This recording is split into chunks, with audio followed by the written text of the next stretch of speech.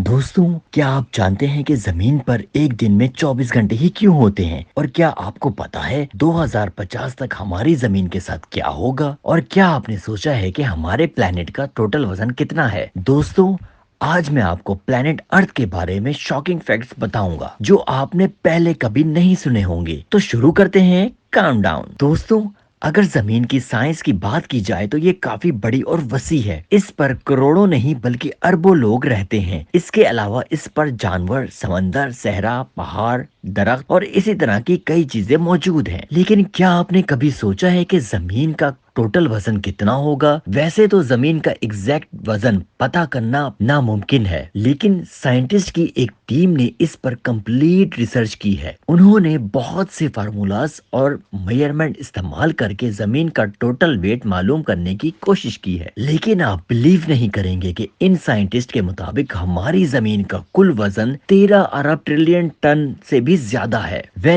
ये वजन तो इतना ज्यादा है कि मैं और आप इस वजन को इमेजिन भी नहीं कर सकते। और 13 अरब ट्रिलियन में आखिर कितने जीरो आते हैं, इन्हें भी गिनना मुश्किल है। ये रियली अनबिलीवेबल है। दोस्तों, हम बचपन से ही सुनते आ रहे हैं कि दरख्त हमारी जमीन का सबसे अहम और लाजमी हिस्सा है। ये ऑक्सीजन प्रोवाइड करते हैं जो कि इंसानी जिंदगी के लिए बहुत ही जरूरी है। इसलिए हर कोई ये कहता है कि जमीन पर ज्यादा से ज्यादा दरख्त और पौधे लगाने चाहिए। इवन के ये भी कहा जाता है कि अगर जमीन से दरख्त खत्म हो जाए तो इंसान का जिंदा रहना इम्पॉसिबल हो जाएगा। लेकिन आपको जानकर हैरानगी होगी कि ये बात कंप्लीटली रॉन्ग है। इस बात में कोई शक नहीं है कि दरख्त हमें ऑक्सीजन प्रोवाइड करते हैं, लेकिन ये हमें 100 में से सिर्फ 28% ऑक्सीजन ही देते हैं। इसके अलावा दुनिया में 72% ऑक्सीजन हमें समंदर से मिलती है। इसका मतलब ये है कि दुनिया की 3/3 ऑक्सीजन समंदर बनाता है। और इससे भी इंटरेस्टिंग बात यह है कि जो दरख्त हमें 28% ऑक्सीजन देते हैं, उस ऑक्सीजन का 22% हिस्सा अमेज़न के जंगलों से जनरेट होता है। इट मीन्स कि अमेज़न के जंगलों के अलावा दुनिया भर में जितने भी दरख्त मौजूद हैं, वो सारे मिलकर हमें 6%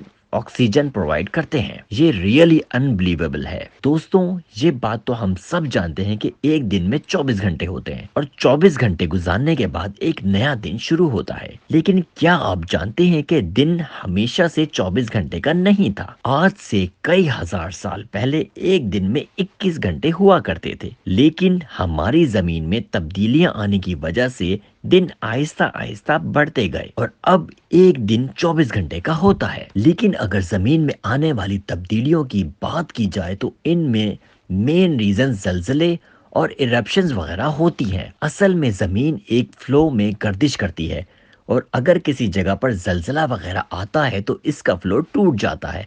और जब ये फ्लो टूटता है तो जमीन की स्पीड कम हो जाती है, जिससे वो सूरज के गिर्द अपना चक्कर मुकम्मल करने में देर लगाती है। आपको सुनकर हैरानगी होगी कि जमीन की स्पीड हर साल 1.7 मिली सेकंड कम हो जाती है। और साइंसदानों का कहना है कि एक दिन ऐसा आएगा कि जमीन हरकत करना बंद कर देगी और शायद ये वही वक्त होगा जब सूरज मगरिब से तुलू होगा। अगर सूरज की बात की जाए तो इसे हम हर रोज देखते हैं। देखने में तो ये बिल्कुल छोटा सा लगता है, लेकिन ये बात हम सब जानते हैं कि ये जमीन से काफी ज्यादा फासले पर है, इसलिए इसका साइज छोटा लगता है और हकीकत में ये जमीन से बहुत ही बड़ा है। लेकिन क्या आपको पता है कि सूरज हमारी जमीन से कितना बड़ा है और जमीन से इसका फासला कितना है?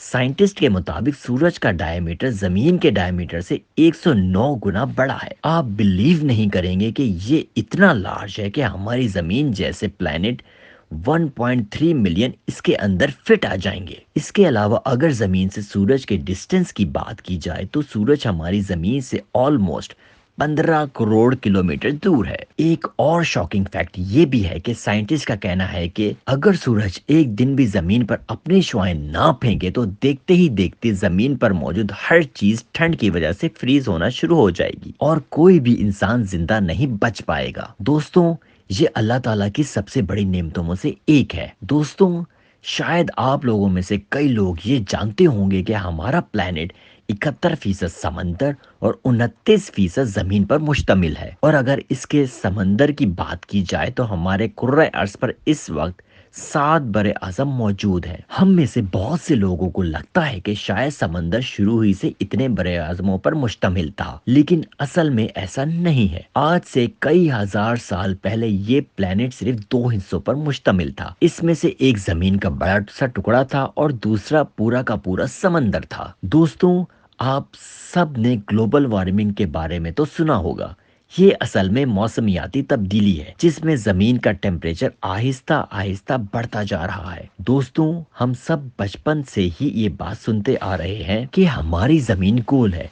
इवन हमारी किताबों में भी यही पढ़ाया जाता है। इसलिए हमारे माइंड में शुरू ही से ये कॉन्सेप्ट बैठा हुआ है कि अर्थ राउंड शेप में है। लेकिन क्या आपको पता है कि असल में हमारी जमीन गोल शेप की नहीं है? सुनने में तो ये बात अजीब लगती है, लेकिन ये बिल्कुल सच है। असल में हमारी जमीन गोल और स्फेरिकल शेप का मिक्सचर है। इसे इलिप्स सॉलिड शेप कहा जाता है। लेकिन अगर हम स्पेस से जमीन को देखते हैं तो ये सर्कल शेप में नजर आती है। इसकी वजह ये है कि जमीन हर वक्त गर्दिश में रहती है, इसलिए ये हमें गोल शेप की नजर आती है। दोस्तों, उम्मीद करता हूँ आज की वीडियो आपको पसंद आई होगी। चैनल को सब्सक्राइब करना ना भूलिएगा। अल्लाह हाफिज।